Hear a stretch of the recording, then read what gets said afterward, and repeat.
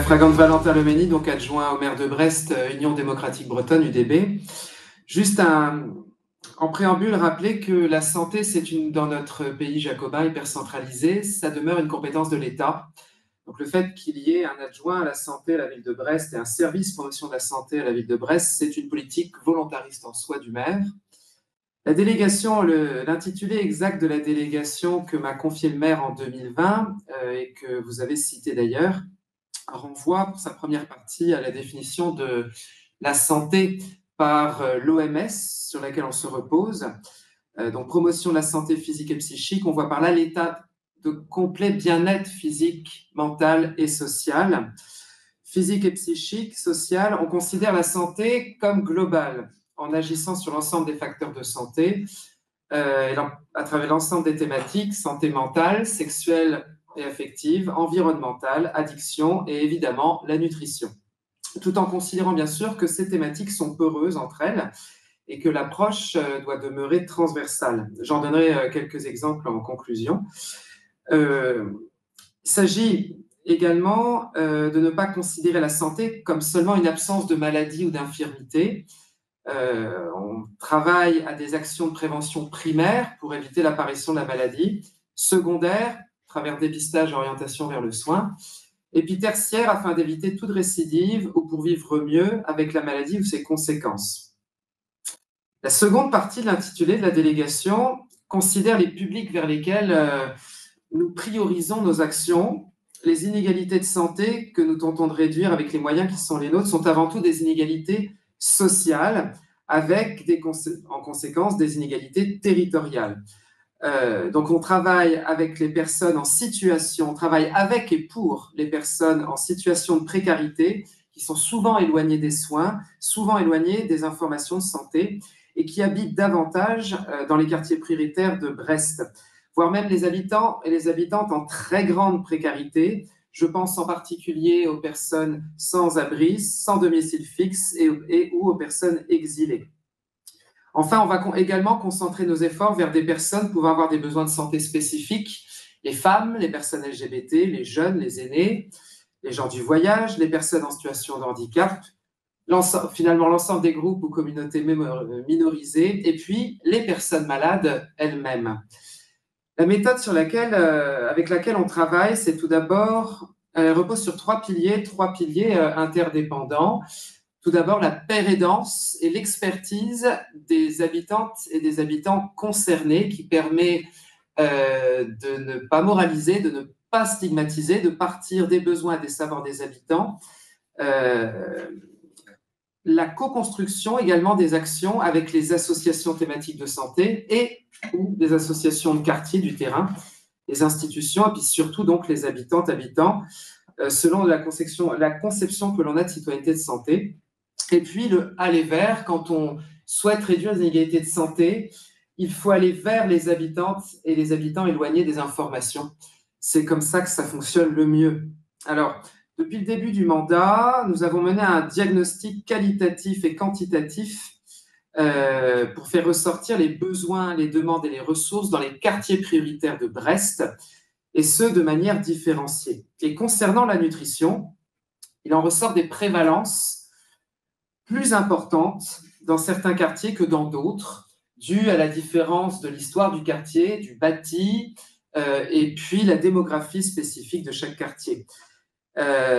Ces prévalences, elles sont directement ressorties des témoignages des actrices et acteurs quant à l'équilibre alimentaire des enfants, par exemple, mais aussi à travers des données relatives à la sédentarité, notamment des jeunes, et en particulier des filles, et également à des chiffres de santé bucco-dentaire. Pour exemple, on peut atteindre 70% des enfants de CP avec au moins une dent cariée dans certains quartiers. Ou encore, Ok, à Valentin, travers les... Oui, je suis vraiment navré, je me permets juste de vous couper une seconde.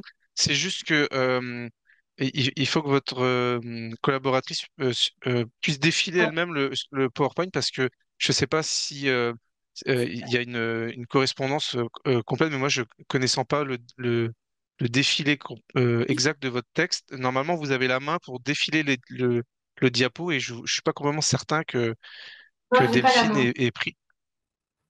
J'ai Normalement, pas la main. Ah oui, parce que j'ai donné la. Alors, je suis vraiment navré, hein, mais sur le contrôle à distance, j'ai juste une porte d'entrée sur. Oh, pardon. Euh,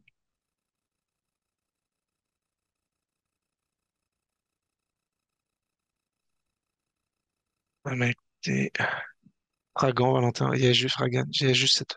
Bon, ou alors vous me dites quand vous voulez que je passe si ça marche pas, mais voilà, je voulais que ça soit le Vous plus pouvez- approprié Je pense que vous à pouvez vos. revenir sur, vous Je sais pouvez pas à quel revenir sur diable. la précédente encore. On est à celle d'avant. D'accord, excusez-moi. Ouais, Ici. Bon, voilà. voilà.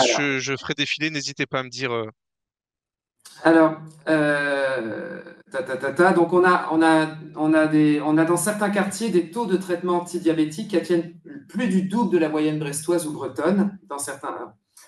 Ce diagnostic nous permet d'une part de concentrer nos politiques de promotion d'une alimentation saine et durable sur certains territoires, d'y sensibiliser les actrices et acteurs. Quand je dis actrices et acteurs, ça va être les acteurs, ceux du social, de l'éducation populaire nationale et puis les autres services également de la collectivité, afin qu'ils puissent mener à leur tour des actions dans ce domaine, sensibiliser aussi l'ARS, sensibiliser l'État, et puis les instituts de formation des futurs professionnels de santé et du social.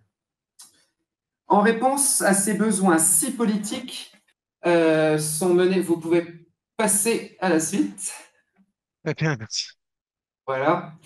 En réponse à ces besoins, six politiques sont menées par la ville pour y répondre, soutenues par le plan alimentaire métropolitain. Le plan alimentaire métropolitain qui permet de faire la promotion de l'agriculture biologique ou tout du moins durable sur un pendant économique, hein, notamment à travers un prix juste, juste pour le paysan, la paysanne, juste pour les habitants, un travail sur l'accessibilité sociale de l'alimentation, de l'agriculture biologique. Également sur le pendant social, ben, le volet santé notamment, et puis le pendant environnemental sur lequel je n'ai pas besoin de revenir. Vous allez pouvoir passer à la suivante. Voilà. Ces politiques menées par la ville. Les deux premières correspondent à une éducation à l'alimentation saine et durable des enfants.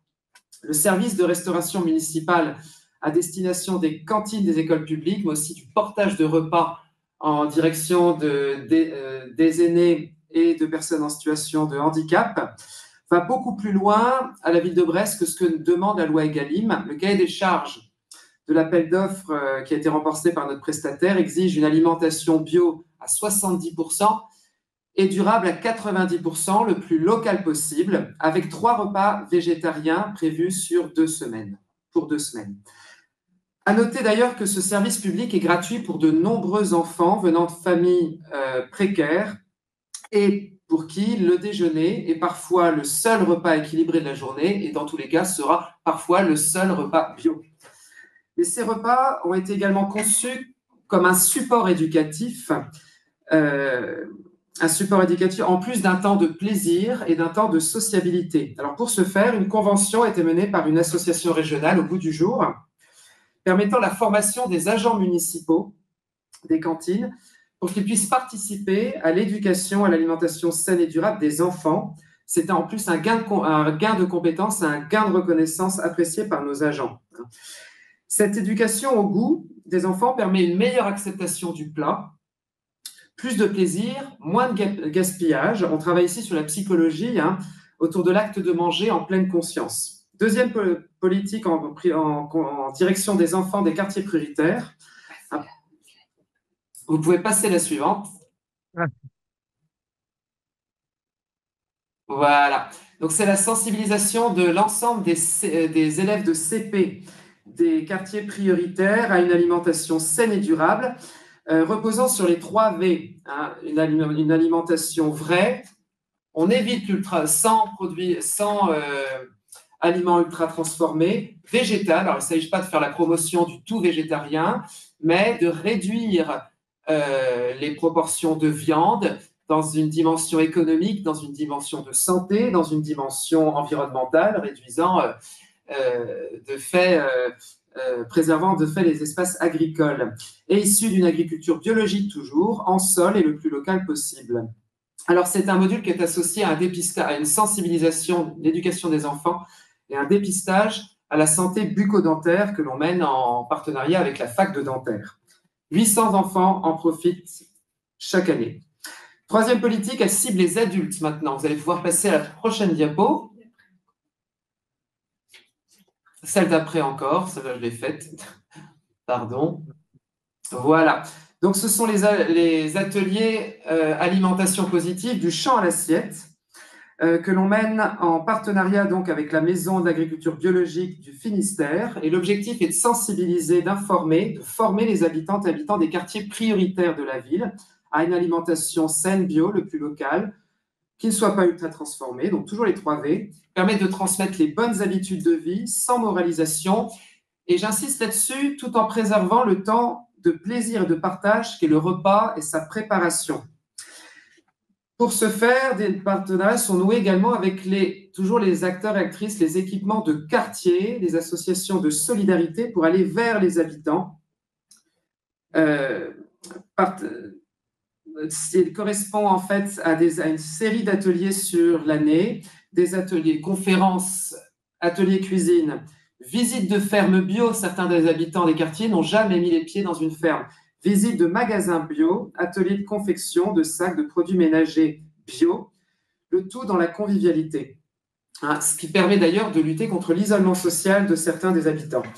Ces ateliers ont porté leurs fruits durablement puisque les actrices et acteurs des équipements avec qui nous travaillons continuent de mener en autonomie les années suivantes des actions de promotion de l'alimentation saine et durable, des enjeux environnementaux sur lesquels ils reposent et promeut aussi les métiers de l'agriculture et de l'alimentation. Parallèlement, vous allez pouvoir passer à la prochaine diapo. Voilà, parallèlement, on a proposé aux actrices et aux acteurs des quartiers des formations à l'alimentation saine et durable pour qu'ils puissent à leur tour, en autonomie, durablement, mettre en œuvre auprès des publics qu'ils accompagnent des actions de sensibilisation, de promotion, d'éducation à l'alimentation saine et durable. Vous allez pouvoir passer à l'avant-dernière politique. Voilà. Le service promotion de la santé de la ville de Brest, ainsi que l'association Défi Santé Nutrition, ont créé un escape game que l'on appelle la Nutrinavette Subsistance. À l'origine, c'était une caravane, et puis on l'a transformée en proton pour davantage d'accessibilité. Cette fois-ci, cette politique-là permet de s'adresser au grand public, ou bien on va la prêter à des structures. Et ça permet de promouvoir les habitants, toujours aux enjeux sanitaires, environnementaux de l'alimentation saine et durable, mais sous forme ludique. Et on travaille également avec ce support la saisonnalité. Voilà. Enfin, il y a un appel à projet de la ville de Brest qui permet de financer une quarantaine de projets, toutes thématiques confondues, co-construits par des acteurs associatifs. Et en fonction des prévalences des quartiers, sur certains quartiers, on va prioriser la promotion de l'alimentation saine et durable. Pour conclure, je souhaiterais vraiment insister sur la transversalité des politiques de promotion d'une alimentation saine et durable en matière de santé. Tout d'abord, déjà, à la ville de Brest, on ne conçoit pas cette politique-là sans associer systématiquement la promotion, la sensibilisation et une activité physique adaptée à tous les âges et les situations de la vie. Également, toujours dans l'objectif d'éviter les politiques de silo, la promotion d'une alimentation, il s'agit d'associer avec la santé mentale, bien-être, dans le but de lutter contre l'isolement social et pour l'inclusion, notamment dans la préparation des repas et le repas lui-même, le considérer comme un temps de convivialité. C'est pour ça que nous prêtons une cuisine pédagogique, notamment aux associations de soutien relationnel, aux associations de santé mentale. Autour du fourneau et de la table, les langues se délient. Et puis, ça constitue aussi un support de promotion du dialogue interculturel à travers la transmission du patrimoine alimentaire breton que l'on met en dialogue avec les cultures alimentaires des nouveaux arrivants, valorisant et donc favorisant l'inclusion de ces dernières et derniers. D'ailleurs, sur le plan de la promotion de la santé mentale, les scientifiques ont prouvé qu'un régime alimentaire méditerranéen et un microbiote riche et varié permet de réduire les risques d'anxiété et qui prévient les maladies mentales, notamment chez les jeunes. On parle de 30% en moins de risque de dépression. Et puis, pensez également la promotion alimentation saine et durable dans les politiques de lutte contre les addictions au tabac. On les inclut également dans le plan alcool de la ville de Brest, également dans la lutte contre la surexposition aux écrans, notamment des jeunes, qui comporte tant de conséquences sur le sommeil et sur la sédentarité et dégrade le régime alimentaire des habitants et des habitantes. Voilà, j'en ai terminé de mon propos. Merci beaucoup. Nous allons prendre les questions. Et j'imagine qu'il y en aura. Ce témoignage était inspirant. Alors, Fred, est-ce que tu J'ai vois des pas de choses? connexion, j'ai pas de questions pour l'instant côté chat, hein, sauf s'il y en a eu, j'étais déconnecté un moment. Voilà. Une personne qui nous demande, avez-vous une idée du nombre de commerces bio, hormis grande surface, sur Brest et métropole? Oh là non. Non. Oh là non. Il va y avoir les commerces bio, non, on n'aura pas le nombre. Il va y avoir également des épiceries solidaires qui vont promouvoir le bio. Et puis, on travaille également régulièrement avec le VRAC, hein, qui est une structure nationale qui a une antenne dans le Finistère, et notamment à Brest, sur certains quartiers prioritaires. Le VRAC qui permet donc d'acheter en gros, en bio et le plus local possible. Ah, évidemment que l'huile d'olive bio, ça sera un peu compliqué en Bretagne. Et donc, de permettre l'accessibilité des habitants des quartiers à l'alimentation biologique.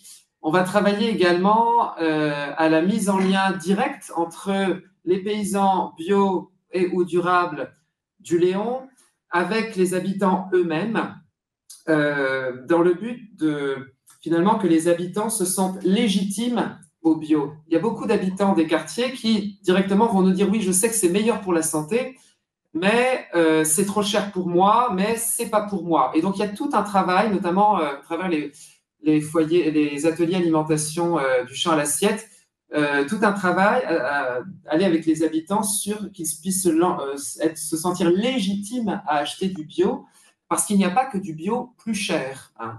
Il y a du bio tout aussi cher, voire moins cher, quand on va directement vers les producteurs, quand on ose aller sur un marché bio, quand on ose aller vers le vrac.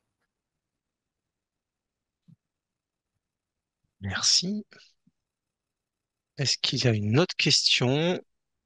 Alors, pas de questions côté chat, mais beaucoup d'éloges de tout ce qui a été présenté. Et est-ce que vous avez élaboré une politique 3V avec l'INRAE et Anthony Fardet? Oui, Question alors très il y a précise. quelques années de cela, donc dans le cadre, en fait, la ville de Brest, tous les mois, organise ce qu'on appelle les lundis de la santé, qui sont des conférences animées par des scientifiques, des associations en direction du grand public, 1 heure par mois, 1 heure et demie par mois. Et donc, il y a quelques années, on a invité Anthony Fardet à venir présenter les 3V.